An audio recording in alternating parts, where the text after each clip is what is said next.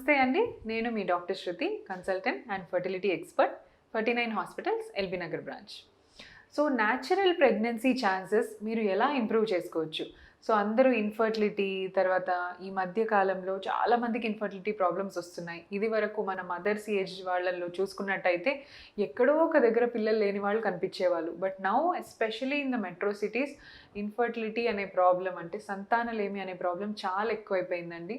Pollution కానివ్వండి, మీరు తినే ఫుడ్ వల్లనో, లేదా మీరు చేసే వర్క్, ఆ స్ట్రెస్ వల్ల ఆల్కహాల్, సిగరెట్ స్మోకింగ్కి అలవాటు పడ్డము, ఈవెన్ లేడీస్ కూడా కెరియర్ గురించి ఆలోచించి లేట్గా మ్యారేజ్ చేసుకోవడము, అండ్ మ్యారేజ్ చేసుకున్నా కూడా మళ్ళీ పిల్లలకి గ్యాప్ ఇవ్వడం, ఇవన్నిటి వల్ల ఇదివరకు అలా కాదు, మ్యారేజ్ అవ్వగానే ఫస్ట్ మంత్ ఆర్ సెకండ్ మంత్లో కన్సీవ్ అయిపోయేవాళ్ళు అనమాట.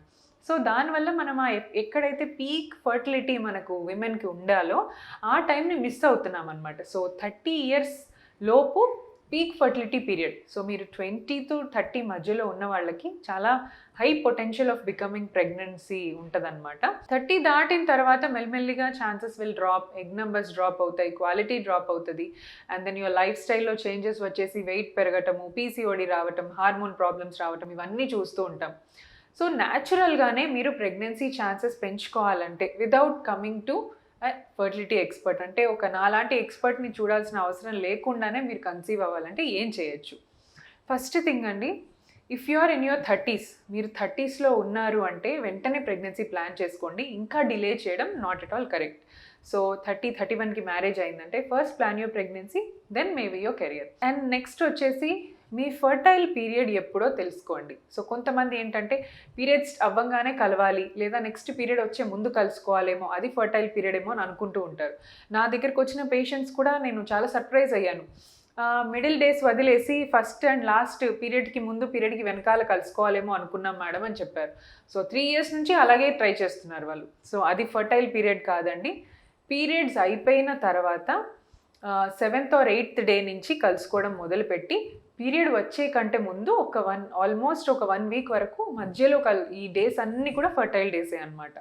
So regular cycles, regular periods ఉన్న వాళ్ళల్లో అరౌండ్ 14th డే ఓవ్యులేషన్ జరుగుతుంది. So 15th day or 14th day కరెక్ట్గా ఎగ్ రిలీజ్ అవుతుంది. సో ఈ 14th డేకి ముందు ఒక 3-4 days, తర్వాత ఒక 3-4 days కలిసి ఉన్నట్టయితే డెఫినెట్లీ ప్రెగ్నెన్సీ ఛాన్సెస్ బాగుంటాయి. ఎన్నిసార్లు కలవాలి అని కూడా డౌట్ ఉంటుంది. ఆ ఫర్టైల్ డే ఎగ్ రిలీజ్ అయ్యే ఒక్కరోజు కలిస్తే చాలా. సో కొంతమంది హస్బెండ్స్ ఏంటంటే బయట ఉంటారు, జాబ్స్ అక్కడ ఉంటాయి, అండ్ వాళ్ళు ఫర్టైల్ పీరియడ్ మాకు 14th డే అని తెలుసుకొని ఆ రోజు వస్తారు. Just that 1 day they'll have intercourse and then he'll leave back again. So this is not going to work అండి. When you are planning for pregnancy, you should be serious enough. It is not that మీరు pregnancy కోసమే sperm release చేయాలన్నట్టు కాదు. It should be out of love and తర్వాత మీరు మాట్లాడే విధానం, ఒకరికొకరు council చేసుకునే మాటలు, సో ఇవన్నీ కూడా ఒక హ్యాపీ హార్మోన్స్ రిలీజ్ చేస్తాయి విమెన్స్ బాడీలో. సో దీనివల్ల హ్యాపీ హార్మోన్స్ రిలీజ్ చేయడం వల్ల ఎగ్ క్వాలిటీ, ఎగ్ రిలీజ్ అన్నీ కూడా మంచిగా పర్ఫెక్ట్గా జరుగుతాయి అన్నమాట.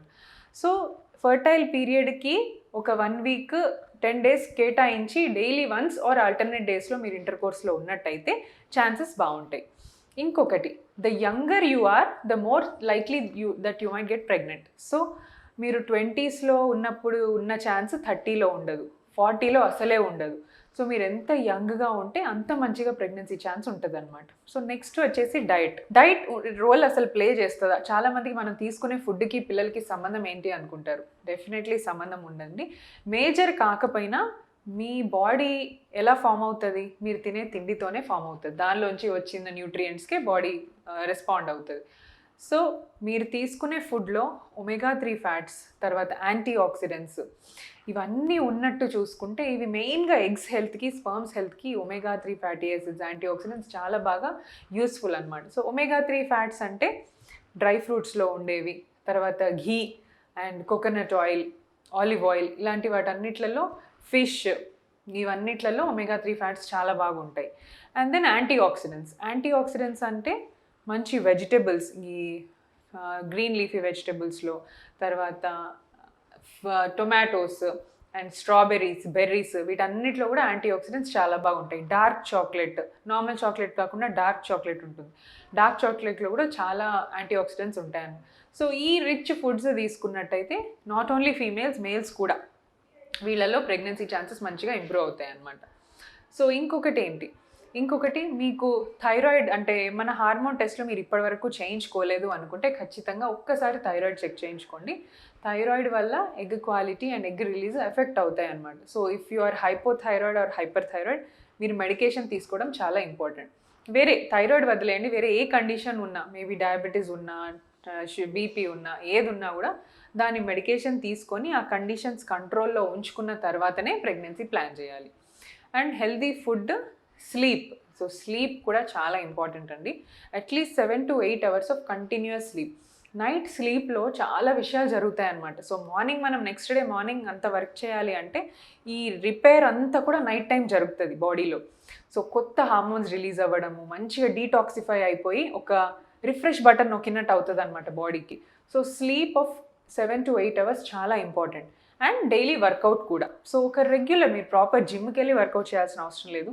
మీరు ఇంట్లో ఉండే ఎక్విప్మెంట్స్తో డైలీ ఒక cardio workout just 20 to 30 minutes of workout చేసుకుంటే metabolism will be running. So blood మంచిగా సప్లై అవుతుంది, అన్నీ కూడా బాగుంటాయి. సో ఈ చిన్న టిప్స్ ఫాలో చేయండి and natural pregnancy chances improve చేసుకోవచ్చు. Thank you.